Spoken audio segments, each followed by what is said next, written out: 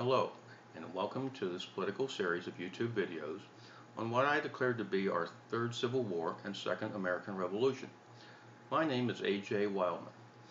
I am now an author and political writer, having published two nonfiction political books, one of those being the 700-page book, The Second Coming of Common Sense, or CS2. I will provide more background on myself later in this series. For now, I will offer that my professional background is 34 years of information technology industry experience in Washington, D.C., supporting both government and corporate clients. The book, The Second Coming of Common Sense, is humbly intended to serve my fellow Americans as a modern-day sequel to Thomas Paine's revolutionary pamphlet, Common Sense. In January of 1776, Thomas Paine anonymously published his American Revolution classic. In 30-odd pages, he stated in plain language the rationale why the American colonies should become a free nation and called for a declaration of independence. His logical reasoning was widely credited for swinging public opinion toward the break with England. Less than 6 months later, the founders boldly signed the Declaration of Independence, and the colony's civil war with England was declared, and the American Revolution was on. Since I am a writer and not frequently a speaker, I will be reading these documents to you in this set of videos, just as an author would do when doing a public reading. Okay? If you are as concerned as I have been for a long time about our nation's social and economic condition, and you would like some true encouragement for a change about what we could actually do to correct our nation's course, the message in these videos will be well worth your time to view. Now I'll read a bit of an introductory piece and then briefly comment on the remaining videos. Please note that these documents will all be posted for free download on the website, thecommonsensblog.typepad.com. So, what if one of us, one of the citizens of America, took it upon themselves to research and analyze what was currently wrong in our country, as well as with our dysfunctional elected government in the U.S. Congress?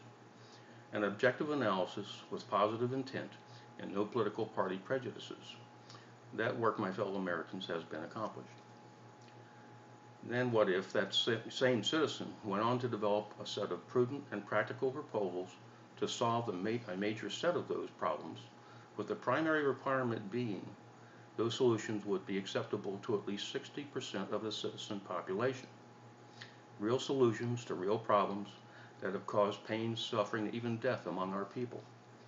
Problems that our elected leadership in Washington, and in the states for that matter, have been unable to or unwilling to resolve. Problem solutions designed to serve the common good of our citizens before any and all others. That work has also been accomplished.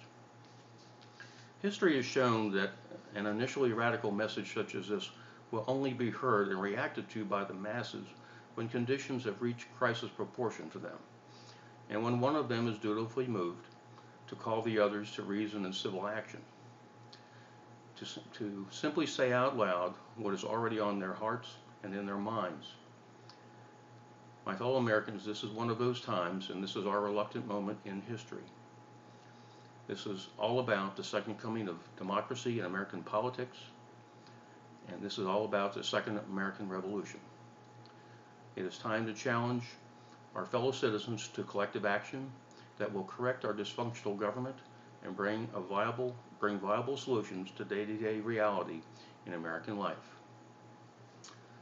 Now some comments on the remaining videos.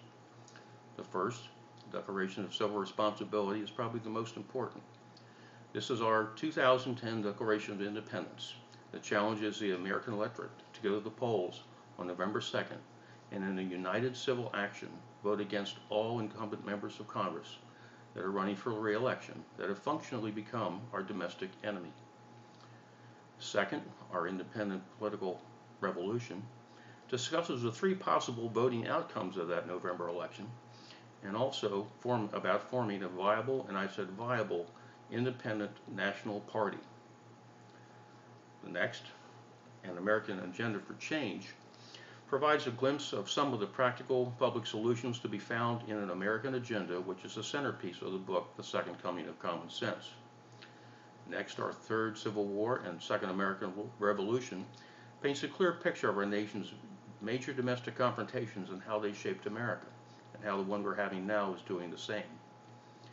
The next, about A.J. Wildman, the Second Coming of Common Sense, is just that. Provides a bit more background on me and how the book came to be developed. And finally, there's one called the National Walk Against Incumbents, October 30, 2010. Now this is where the fun actually could start for us. There are well over 3,000 counties, parishes, and cities across America, each with a government center, or let's say a county seat. In the spirit of peaceful civil demonstration, I am calling on you on the morning of October 30th to walk, bike, or drive by that building and thus present and demonstrate quietly your disgust for all 535 members of the incumbent members of the U.S. Congress. No permits required, no parades, no speakers, just we the people making a quiet statement for the press and the politicians to see and worry about. Although there is another piece, although there is no current connection with our walk against incumbents, there very well could be a complement to another unique event which is planned for the National Mall in Washington, D.C. on that same day. Comedy Central's Jon Stewart, with his March Against Insanity, and Stephen Colbert's March to Keep Fear Alive, of all things, will bring many frustrated Americans to Washington, but not everybody can really get there, take the time off, or afford to do that. Thus, people across the nation could peacefully protest Congress on Saturday in every county, city, and town in the country, and on the following Tuesday, we could go and vote 87% of that dysfunctional body out of office. My fellow Americans, while that may have sounded a bit funny in some ways, be certain that the public action we would take and the conditions that our nation now faces are as serious as a heart attack. Thus, on November 2nd, the American electorate, one way or another, will collectively decide who will control our nation starting in January 2011. Therefore, we the people, in order to restore, control, and maintain a more perfect union, must now be about our nation's business. If we choose wisely starting in 2011, we will then stand in witness to the prudent and practical changes that the true state of our union now demands. Therefore, thank you, take care, enjoy these videos, and go vote those incumbents out.